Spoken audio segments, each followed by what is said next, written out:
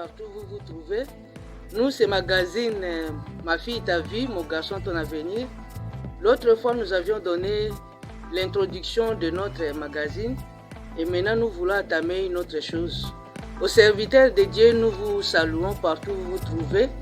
Nous vous devons respect et considération pour le grand travail loyal que vous continuez à faire, assurer la présence de Jésus-Christ à travers sa parole.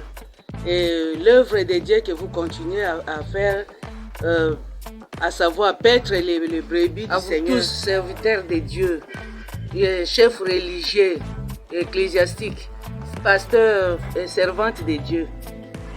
Le Seigneur a un message très important pour nous, pour vous, à savoir, il veut constater la délivrance de nos familles.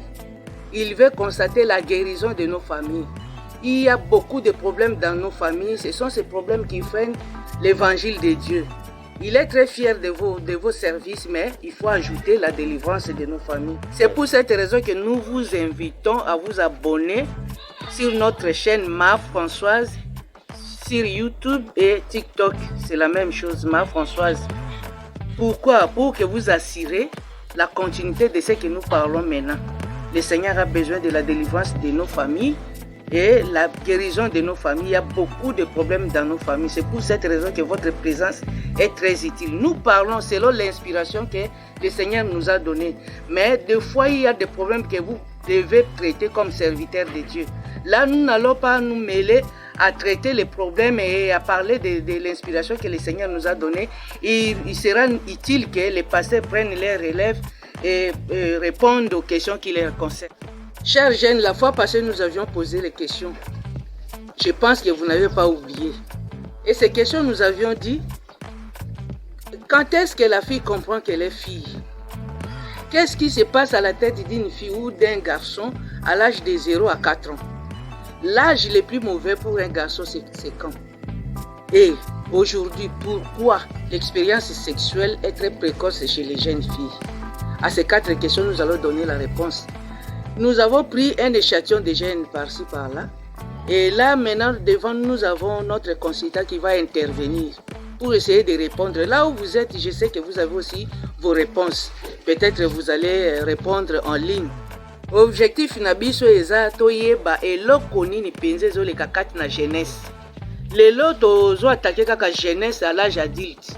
Mais biso tozozonga tina naissance, tozongi tina bomwana ya mwana ndenge abotama ndenge azokola po toyeba erreur eutaka wapi. Yango wana tokoumela te boyoka intervention ya consultant na biso tokokuta na. Bonjour. Moi, c'est M. Patrick Sekele, et toujours pour le compte de la chaîne Ma Françoise. Et j'étais content de vous rencontrer et vous répondre aux questions qui m'ont été posées. Pour ne pas abuser de votre temps, nous répondons directement à la question qui vient d'être posée par notre maman. Alors, la question était celle de savoir à quel âge la fille reconnaît qu'elle est une fille. Naturellement, sur le plan biologique, nous constatons que la fille connaît qu'elle est fille à l'âge de 12 ans. Pourquoi j'ai dit 12 ans? Parce que la puberté chez une jeune fille commence à l'âge de 12 ans jusqu'à 14 ans. C'est par là qu'une fille connaît qu'elle est une fille. Parce que là, il aura sa maturation, il aura sa première règle et beaucoup de choses qui vont intervenir. Et cela va prouver qu'elle n'est plus comme elle était auparavant. Mais aujourd'hui, avec l'expérience, avec l'arrivée et l'évolution de la technologie, nous voyons que ce n'est plus vraiment le cas. Que non, une fille pourrait se connaître à l'âge de 12 ans à 14 ans comme la nature nous le montre. Mais du moins, aujourd'hui, avec la dépravation des mœurs, avec beaucoup de choses, avec beaucoup de connaissances que les filles pourraient avoir, donc même à l'âge de 6 ans, de 7 ans, n'hésitez pas, la fille peut connaître beaucoup de choses. Pourquoi? Au travers ses amis, au travers les téléphones, au travers les endroits qu'elle peut fréquenter, voilà. Donc aujourd'hui, la thèse qui confirmerait que la fille pourrait se connaître de 12 ans à 14 ans, nous pouvons aussi pas vraiment le mettre en cause, mais du moins, ce n'est plus absolu, ça devient un peu relatif. La première question, quand est-ce que moi, Nami, Bakaza, moi, si, tu as réponse, mais na périculture, si biso que moi, ça mié, moi, si à partir de 5 ans, 6 ans. Les lois, elles sont bonnes, tout le monde, moi, à 3 ans, à je mié, déjà, Kaza, moi, si, évolution, la mondialité, la technologie, elles ma casse. en tout cas place wana il faut tokeba mingi. La deuxième question, koyeba ke loko nini elekaka na mutu ya mwana à l'âge de d'une année à 3 ans. En tout cas ça âge où mwana zo enregistrer makambo nyonso et puis ezo assurer comportement na ye makambo ebele bana bakolaka nango tozoya kosutuka kaka mwana koli azo présenter un comportement to bossa na kake enregistrer kango na âge wana et mwana surtout soka za mwana mobali aza enfant unique premier né garçon ba parents balukaka neti ko bebise na makambo ebele. Il y a aussi des parents basaka erreur ya kolala na mwana mbeto moko tina âge wana et puis mwana mususu na âge wana makambo azo sala ba parents ba intervenir kate bazotika ya en roi télé ya mwana ezo tracer image ya venir à mwana azola ta un certain comportement obiso toujours ko sutukila na mukolo. En bref na âge wana eza enregistrement mwana zo enregistrer makambo nyonso o ezo former âge ya mabe makasi pona mwana mobali eza mibale âge ya une année à 3 ans et puis âge ya puberté. Bana mibali mingi ba parents mutu ba bebisaka bango na ko kajoleye kotika na ba laisser aller kotala na makambo zo sala or mwana zo se former un comportement tango akokoma na âge ya puberté abandi ko manifester na makambo ezoleka na kati ya puberté ekosala ke mwana a former comportement parents bela yeba te kaza cause ya perdition. Quatrième question otolobi ke pona nini expérience sexuelle ezoya epa ya bana trop tôt wana nde sika likambo evanda. En tout cas tokoumela tokoluka pona bino tokende tina service ya viol na violence sexuelle toyeba eza base ya problème eza komesana mwana mwasi azomesana na sexe avant l'âge komesana ndenge nini bana na biso baza violé à 65% na une année qui 5 ans.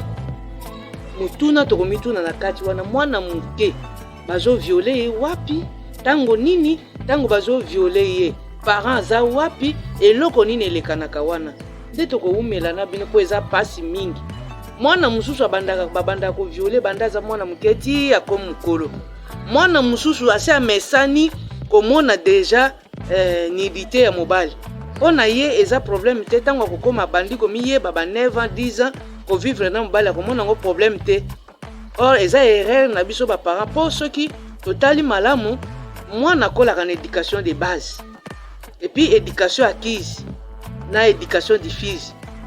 Sikoyo tango mwana abandi viole bandabo mwana babandi ko violer bandabo mwana place wana toko attribuer faute na nani. En tout cas ba parents il faut to sanga na place wana to luka solution wana to senga ki intervention ba serviteur de Dieu et puis ba médecin ba ko intervenir poto yeba influence ya viol na vie ya mwana mwasi. Na quatrième question oyo en tout cas na lobi yango ke toko umela po makambo eza ebele nde awa toko faire intervenir ba médecin toko faire intervenir ba pasteur et en plus toko yebisa bino ba cause ya viol ya bana eza nini nani aza l'origine nani aza cause ya viol ya bana et puis toko talisa bino ba astuce nini violeur asalaka po azwa mwana violé ye et toko kende tina service ya viol na violence sexuelle po tozwa ba version na bango toyebisa bino po mama na mama ba parents bameka ko aider bana banda bo mwana to sutuka te na comportement bana bazwa afficher na kimukolo mais toyeba ke erreur ezouta na musika obosana te mama papa jeune et pas nyonso zali o s'abonner na chaîne Ma Françoise sur YouTube et puis TikTok ezaka Ma Françoise mama te mais Ma Françoise wana kozwanga directement et puis tozo zela intervention na yo ezate ke lokola ba réponse epesami yo otika te la mususu ba idée oyo zanango biso toza nango te meka kopesa ba idée noto sangisana ya biso prochainement to meka ko développer.